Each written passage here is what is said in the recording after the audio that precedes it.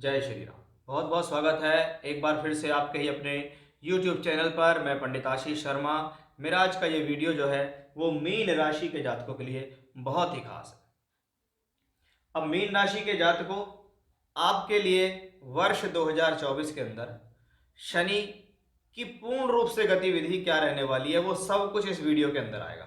यानी अगर आप ये जानना चाहते हैं कि वर्ष 2024 में शनि की क्या क्या गतिविधियां आपकी राशि पर रहेंगी, कौन सा समय आपके लिए शुभ है, कौन सा अशुभ है, क्या लाभ है, क्या सावधानी है, क्या चेतावनी है, तो यह वीडियो आपके लिए। क्योंकि वर्ष 24 के अंदर शनि मार्गी, वक्री, अस्त और नक्षत्र के गोचर में सब कुछ इस वीडियो में एक ही जगह आपको मिलने वाला है, इसलिए बहुत ध्यान से आपको ये वीडियो सुननी और समझनी है। हमारा ये वीडियो चंद्र राशि पर आधारित है। मीन राशि 12 नंबर में चंद्रमा अगर कुंडली में बैठा है तो ये वीडियो आपके लिए। आपका बोलता हुआ नाम मीन राशि के आधार पर है तो भी यह वीडियो आप देख सकते हैं। आपकी राशि से 12वें घर के अंदर शनि का ट्रांजिट चल रहा है, 2024 में भी वहीं चलेगा। इसका मतलब है शनि अधिकतम पूर्ण फल जो देंगे वो 12वें घर में बैठकर देंगे। वर्तमान में शनि की साढ़े साती का पहला चरण आपको चलता है। चंद्रमा से 12वें घर में शनि आता है तो कहीं ना कहीं अनिद्रा की शिकायत या तनाव या जीवन में किसी न किसी प्रकार का स्ट्रेस रहता है। वो स्ट्रेस खर्च को लेकर भी हो सकता है। आपकी लाइफ के अंदर खर्च बढ़ रहा है, धन आ रहा है लेकिन धन जा रहा है, ऐसी भी स्थितियां इसी कॉम्बिनेशन से आती हैं कि चंद्रमा से 12वें में शनि आए तो साढ़े साती शुरू हो गई। अब वो चंद्रमा से 12वां है, इसलिए सबसे पहला अधिकार उसका आपके मन के ऊपर होता है। सबसे पहले वो आपको मन से नेगेटिव करने की कोशिश करता है। जितना ज़्यादा आप जल्दी से नेगेटिव हो जाते हैं उतना ही आपको प्रॉब्लम शुरू हो जाती है। तो यहाँ सबसे ज़्यादा जरूरी है कि आप अपने आप को कितना ज़्यादा सेल्फ मोटिवेट रख सकते हैं, कितना ज़्यादा पॉजिटिव रख सकते हैं, वो सब आपको यहाँ ध्यान रखने की ज़रूरत है।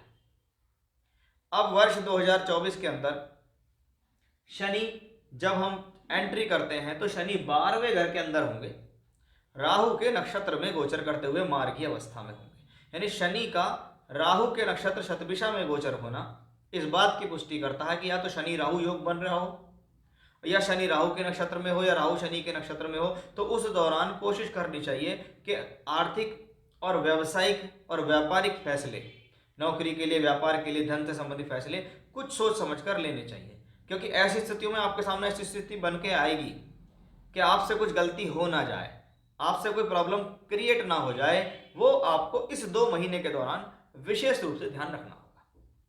क्योंकि शनि जब राहु के नक्षत्र में ट्रांजिट करेंगे तो राहु कहीं ना कहीं शनि को धैर्य होने पे मजबूर करेगा और कहीं ना कहीं ये स्थिति आपसे गलती कराएगी आपकी प्योरली प्रोफेशनल लाइफ के लिए।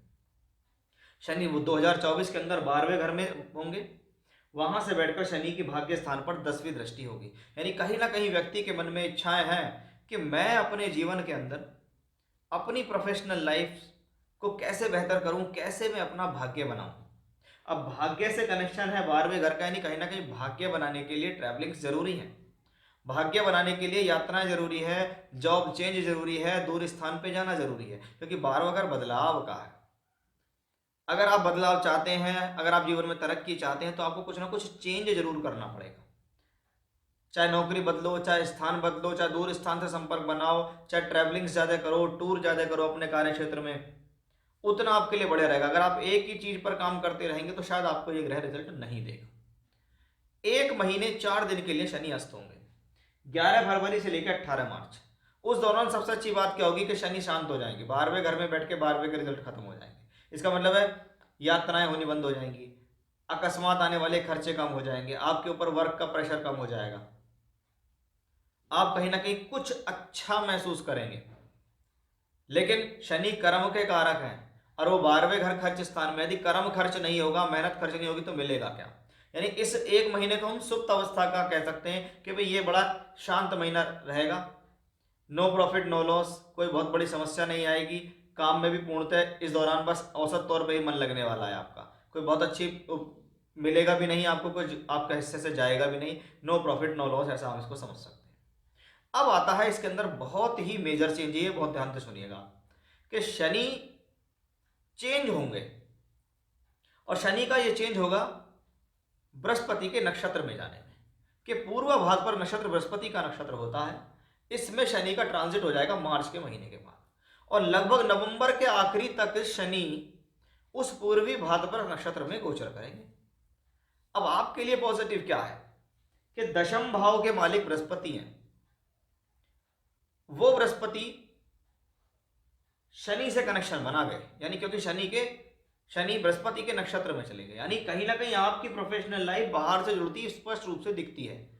यानी मार्च से नवंबर का समय जॉब चेंज के लिए शुभ है, विदेश यात्रा के लिए शुभ है, विदेश में जाके नौकरी करने के लिए शुभ है, जहां पर वर्क कर रहे हैं उससे बहुत दूर स्थान से जुड़कर कोई अपॉर्चुनिटी आ सकती है, आपको कोई वीजा लग सकता है, आप बाहर जा सकते हैं, क्योंकि राशि का मालिक भी है ना, तो इसलिए आप स्वयं जाएंगे बाहर, यानी कुछ ना कुछ उस दौरान बाहर से जुड़कर एक बहुत पॉजिटिव वाइब्रेशन दिखाई देती है। मई के महीने तक बृहस्पति यहां रहेंगे और मई के महीने बाद बृहस्पति यहां आ जाएंगे, यानी बृहस्पति के ट्रांजिट की स्थिति भी पॉजिटिव, शनि बृहस्पति के नक्षत्र में जाएंगे, वो स्थिति भी आपके लिए पॉजिटिव, वो आपकी प्रोफेशनल लाइफ को गेन कर रही है। बहुत बार तो जो एजुकेशन कर रहे हैं तो एजुकेशनली बाहर गए, नौकरी के लिए बाहर गए, व्यापार के लिए बाहर गए, एक्सपोर्ट इंपोर्ट हो गया, टूर ट्रैवलिंग यात्राएं होंगी, हवाई यात्रा हो गई, इनसे संबंधित फायदा मिलने की स्थितियां बनेंगी। अब 29 जून से 15 नवंबर शनि वक्री होगा। यह समझने वाली एक और बात है कि जब प्लेनेट वक्री हो 12वें घर में तो थोड़ा स्लो रिजल्ट देता है, और मैंने बहुत बार अपने वीडियोस में देखा है, प्रैक्टिकली इसको मैंने लोगों से देखा भी है कि अगर 6, 8, 12 में बैठा हुआ प्लेनेट वक्री होता है तो भाई साहब उस भाव से संबंधित फल तो मिलेंगे ही, खास तौर पे हेल्थ इश्यूज क्रिएट हो सकते हैं। इस दौरान अपने आप को अनुशासन में रखें, गलत खान पान ना करें, अदरवाइज आपका स्वास्थ्य जरूर इस दौरान किसी न किसी रूप में पकड़ा जाएगा, प्रॉब्लम आपको होगी। इसलिए हेल्थ का विशेष ध्यान आपको इस दौरान बनाकर रखना होगा।